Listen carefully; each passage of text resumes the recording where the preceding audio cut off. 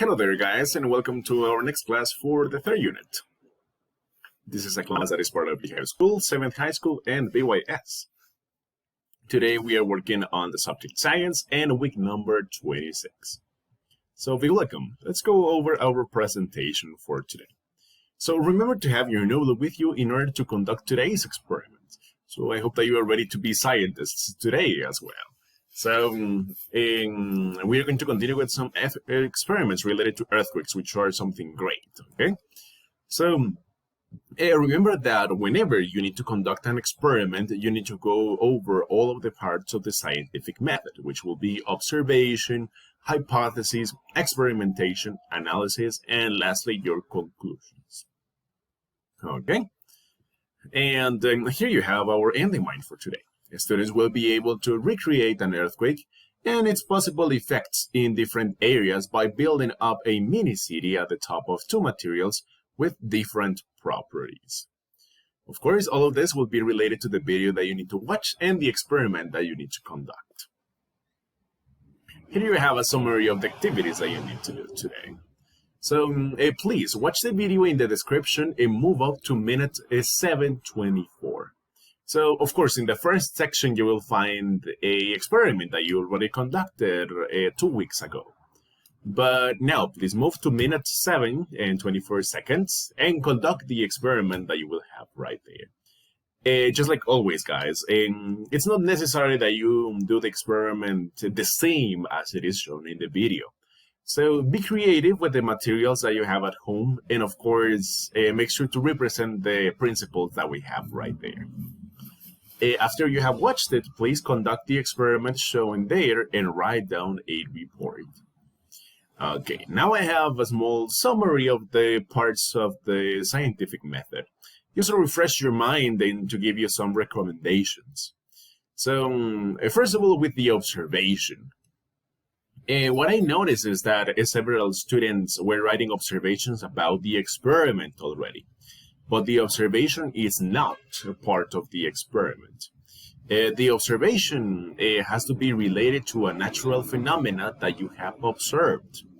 So in this case, since we are analyzing the properties of ground and the destruction that it may cause in different structures depending on the land, then of course you need to write an observation like, for example, there was an earthquake in 2015 that damaged certain houses here in Guatemala because they were built close to a river and the land was very unstable.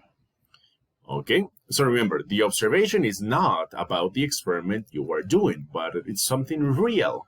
It's something like a news that have happened. You can always Google some news related to them.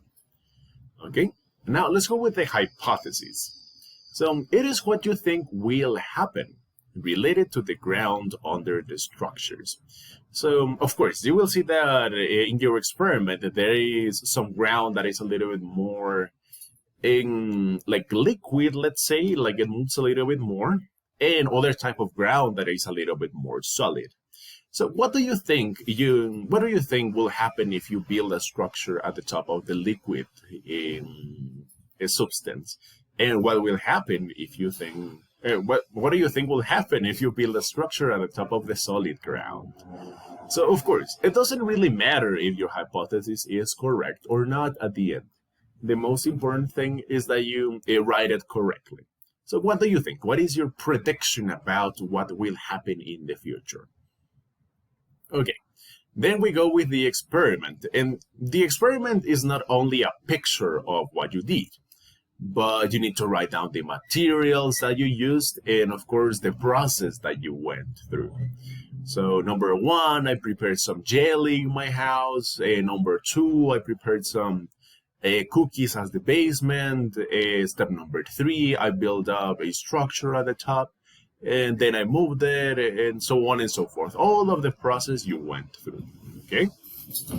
Then you have to write down your analysis. In your analysis, you need to write down what happened and relate it to the materials you used. So pretty much you need to explain what happened during the experiment. So if some structures fail after you build them at the top of the material, you can say why they fail. As well as if they didn't fall, then write down why the structure didn't fall. Pretty much explain what happened in the experiment. And lastly, your conclusions. What are your final ideas and how do you apply it to the real world? So you already, let's say that you already represented the natural phenomena that you observed before, okay? So pretty much what you need to write is if your hypothesis was correct or not. You can say, yes, my hypothesis was correct because I predicted this was going to happen. Or you can say my hypothesis is incorrect because this didn't happen, okay? And of course, how can you apply that specific principle to the real world?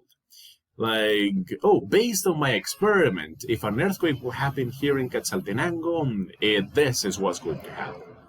And for example, if it takes place close to a river or a more liquid place, then this is going to happen, okay? So, final ideas related to the real world.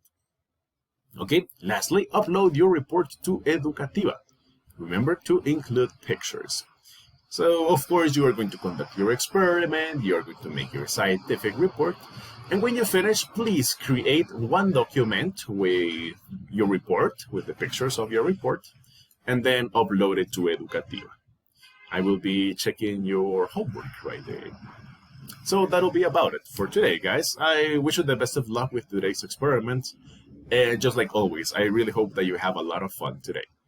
So goodbye, everyone. I will see you during the live session in a couple of minutes. Take care.